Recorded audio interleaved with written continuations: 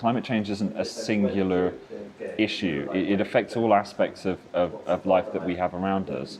And whilst it's worth incorporating bits that are specifically about, say, greenhouse gas reduction or climate change adaptation or renewable energy or things that are very directly related to climate change, there is a spillover in terms of the effects that has across a much broader section of society.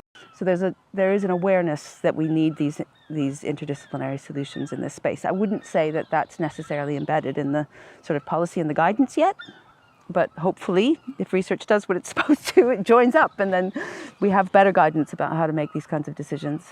It isn't easy to measure this at all. It's not like you can measure how someone is affected in their behaviours easily in terms of, I don't know, kilograms of carbon dioxide equivalent, for example, if they've had an educational interaction about the wildlife that lives in a particular area of the countryside, or the effects that climate change will have on our beaches.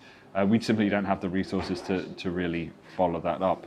There is real potential for Cornwall to start to lead in this space, and it's patchy, but it really represents, I think, an opportunity for progress to be made around really linking heritage planning and community engagement around climate adaptation in a way that isn't really happening yet. Culture is seen as sort of leisure activity, what you do when you've done your work day or you're going out with your family on the weekend. It's not seen how we lead our lives, but it really is. I mean, it's the very fabric of who we are and what we do.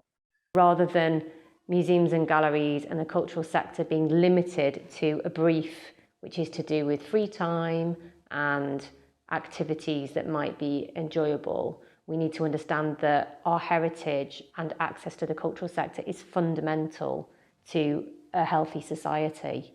So whilst the two things might not be explicitly causally linked, there is a relationship between the two, and we have to consider community and we have to consider culture in any decision that we make about, say, biodiversity or climate change. And similarly, if we make a decision about housing or community or culture or anything like that, we have to consider climate change and we have to consider biodiversity and all of those things.